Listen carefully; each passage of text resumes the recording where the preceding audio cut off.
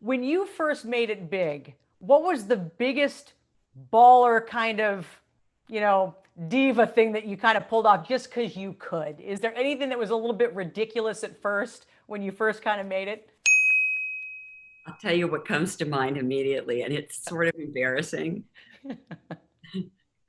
but I did it.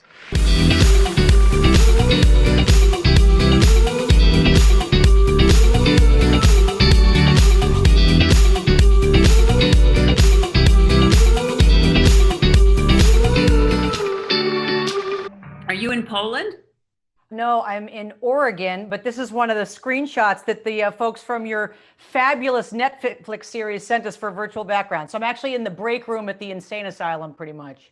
Oh, because the lady from Poland picked that set.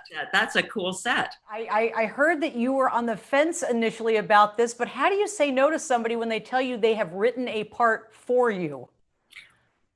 Well, I didn't say no, but I just, he talked to me that he'd written a part for me and he told me that he wanted me to have this monkey. That takes a second. You have to think that over.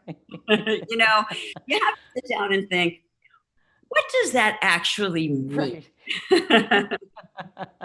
Yeah, maybe work on the pitch a little bit there. He mean really? Does he mean I'm going to have a monkey on a leash? Does he mean I'm wearing a monkey? What does he mean by this? Kind of both, actually. I know, right? And so I think I should meet the monkey. I think we should get acquainted, see how we do. Right. Because I have to tell you, I don't like, I mean, I love all your scenes, but I prefer the ones with the monkey in them just to see what you're going to do. What was that first meeting with a monkey like? I had gel nails on.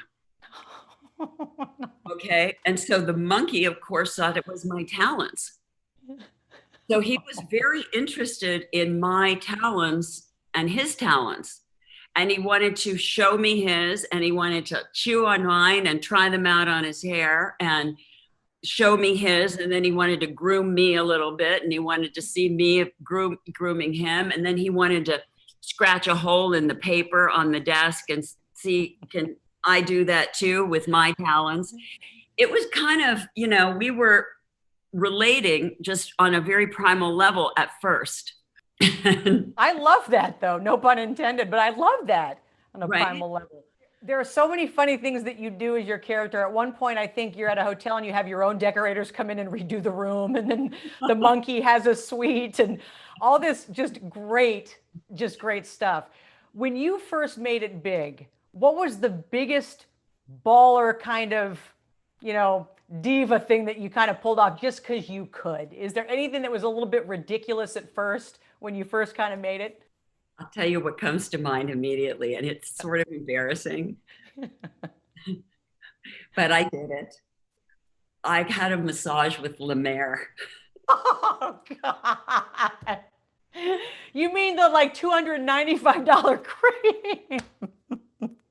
Well, let me ask you this. Did it work? That stuff is supposed to be great. And I have really dry skin. And I just thought, wouldn't that be the greatest possible thing ever to have it on your whole body? Can I ask how many jars it took? We just did one jar. Oh, okay.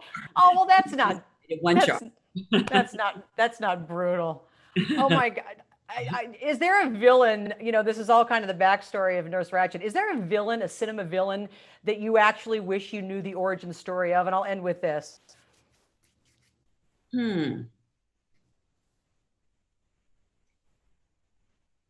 Yeah, I think it would be really interesting. I mean, maybe it's just coming to mind because I did that scene coming down the stairs with the monkey in the beginning.